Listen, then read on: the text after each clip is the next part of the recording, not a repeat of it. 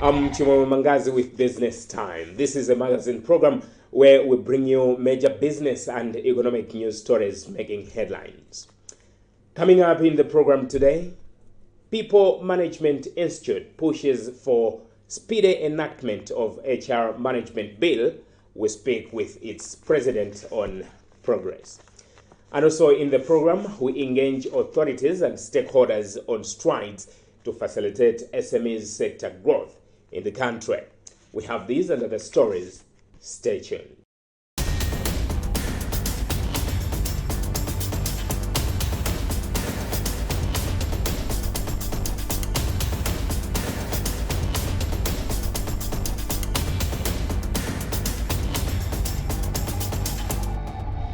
Hello and welcome.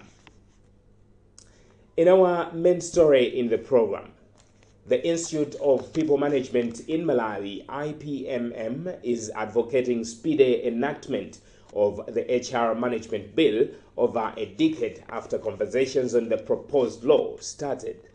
In the past years, the Institute has been part of the formulation process of the bill, with authorities continually assuring its quick entry into Parliament for deliberation.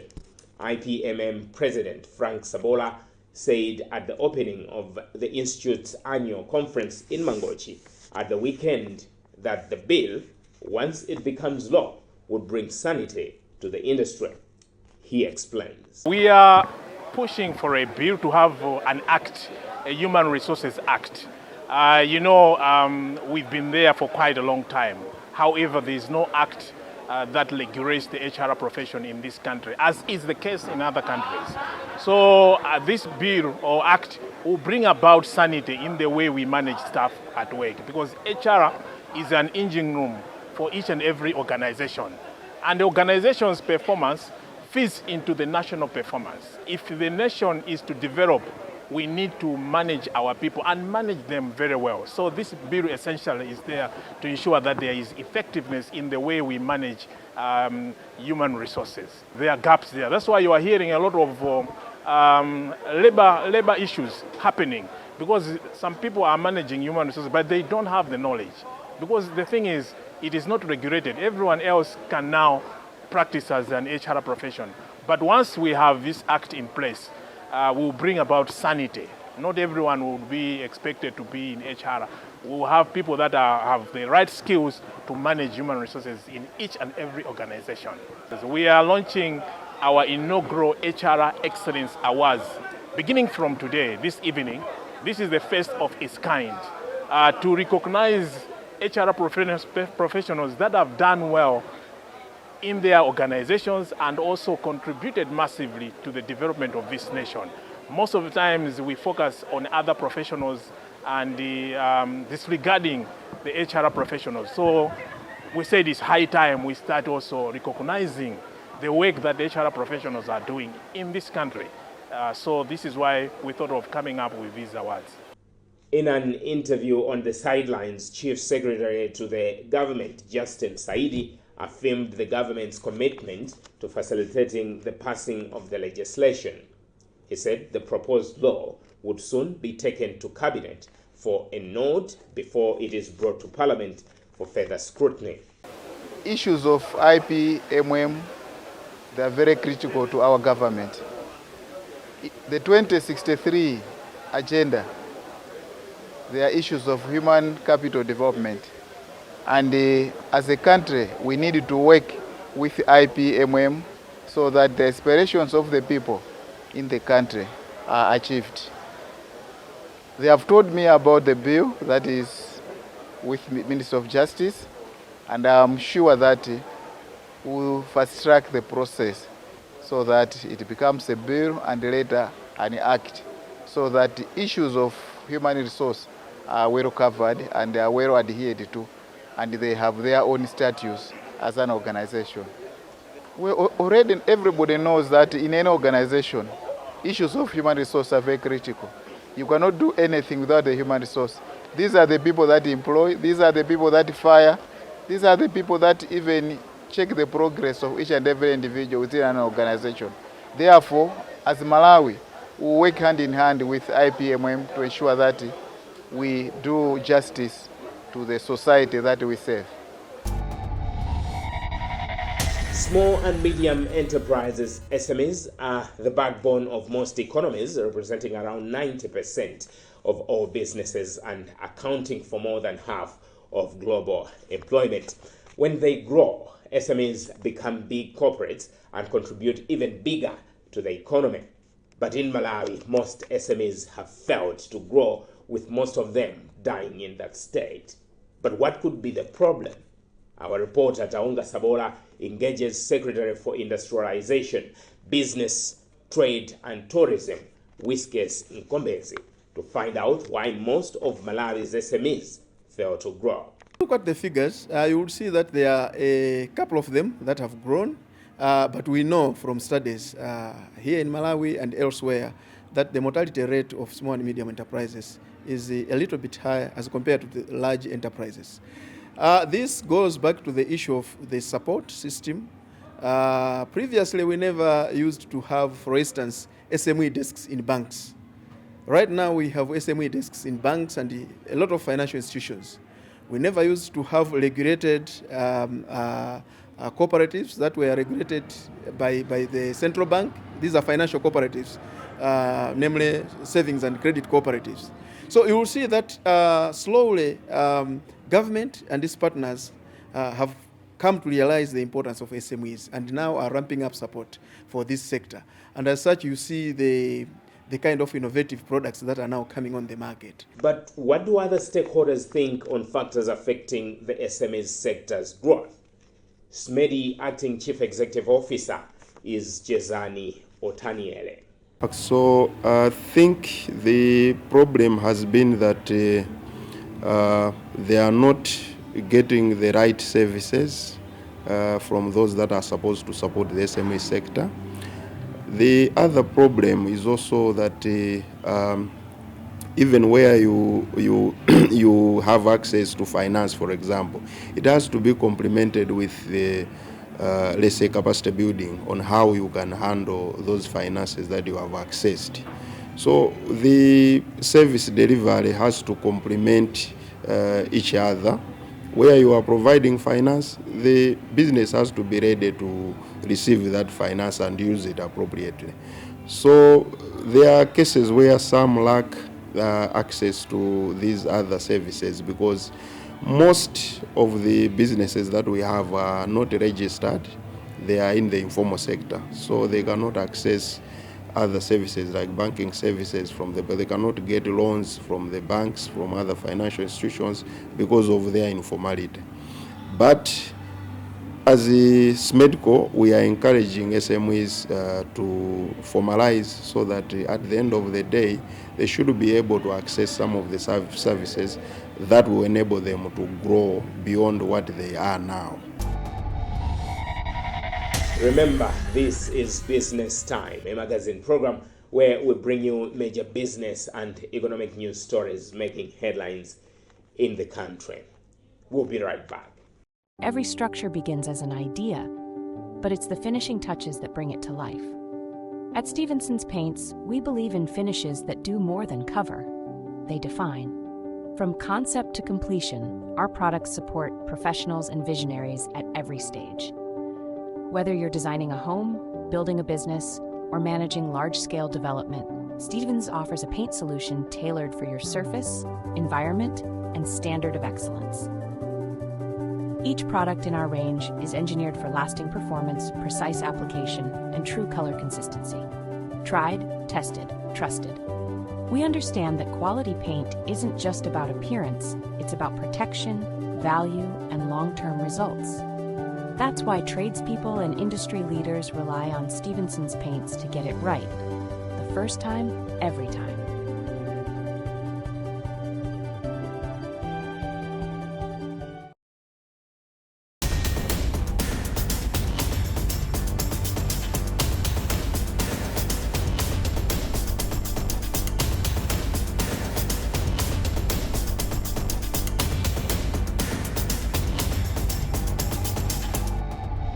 Welcome back.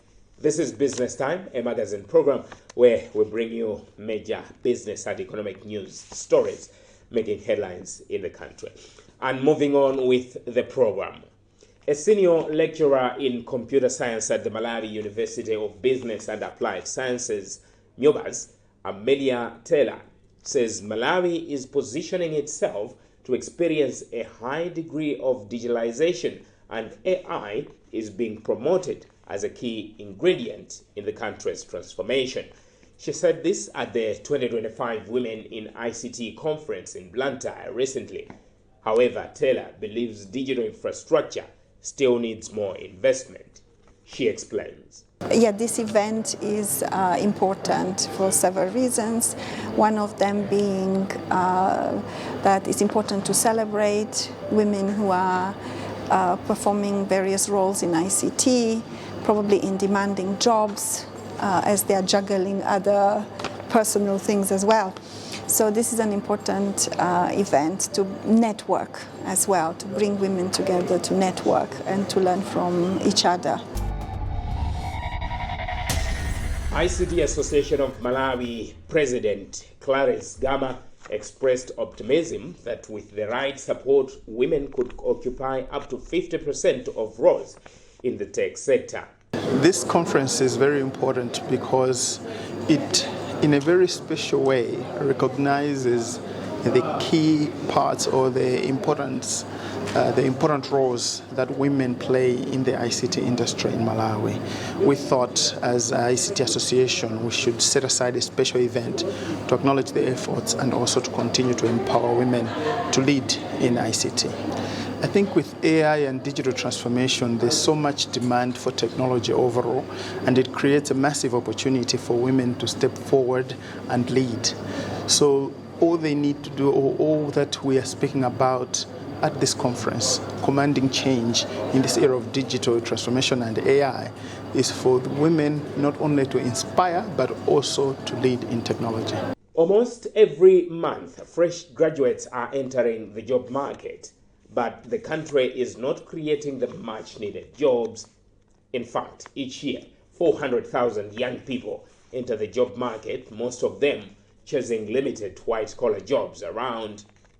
As such, most young people are staying for years before getting a job. But technical and vocational education and training, TVET, has proven to be an effective way of getting jobs, although Malawians continue to shun them. Our reporter Taonga Sabola engaged Ministry of Labor's Joseph Chirombo to find out why many Malawians continue to shun TVET programs, opting for white-collar careers. Indeed, we have a dilemma in this country where TVET programs are taken as an afterthought choice in as far as the tertiary or higher education is concerned. But the problem is due to lack of awareness. Most of the TVET graduates are able to start something soon after graduating from colleges. They can earn a living minus getting or relying on employment when they are coming from the technical colleges. We know most of you here are graduates, most of Malawians, a good number of Malawians are graduates, but after graduating, the first thing is not to start something on their own, but to seek employment, which is slightly different from what TVET graduates do. Straight from the colleges, they start doing something on their own and start earning a living. So the low participation in the TVET programs and also the third tier choice of getting into the technical colleges is due to lack of awareness. But the countries all over the world, those that graduate from technical colleges are better off maybe than those that graduate from higher educations, like universities. Why? It is because there is a proper awareness on the importance of skills and what skills are able to do in an individual's life. Now, in other business news, commercial banks and other entities in the country's financial services sector have been urged to ensure prudence and compliance to contribute efficiently on forex management. Reserve Bank of Malawi Deputy Governor for Economics and Regulations, Kisu Simwaka, believes the sector has a critical role to play to propel economic growth. In this interview, Simwaka starts by explaining the essence of compliance in the banking sector. This time. So basically what we discussed today was to encourage the banks to continue complying with the various regulations that are in place so that we can together support the economy and ensure that it grows sustainable. The banking sector is doing quite well. We are looking at the numbers and we see that the banking sector in general is well capitalized, well liquid, quite profitable, and even the non-performing loans have also come down below 5%, which is something that is quite commendable, particularly during these times when we've seen that our economy has passed through difficult challenges. So to have that kind of performance is something that is quite commendable.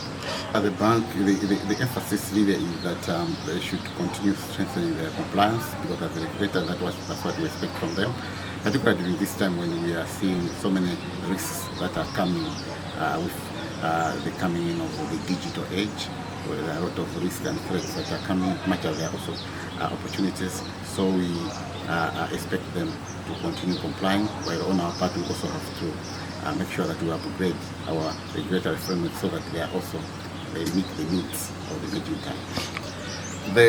We are seeing hope because already recovery has begun. You remember that we are coming from a situation where growth was below 2%, about 1.8, but this year we're expecting to be around 2.8, and next year we expect that recovery to continue. And assuming we get better rains next year, then I think we should be able to see better indicators across all the financial sector. We should expect that foreign exchange reserves should start yielding. We should start growing our foreign exchange reserves. Inflation should also start slowing down, and other indicators. And also at the same time, as we get back to our developing partners in terms of the IMF program, I think that should also help in terms of ensuring that we continue receiving the financial support. Yeah, I think we've done that because we realize that the critical challenge that we face as a country is that supply is on the lower side and demand is higher. So much as we try to control demand, but it's not really helping. So what we are looking at now is to try and see as the Reserve Bank to incentivize financial institutions so that they can deploy more credit to the private sector that should support economic growth of the country and even generate more forex as it were.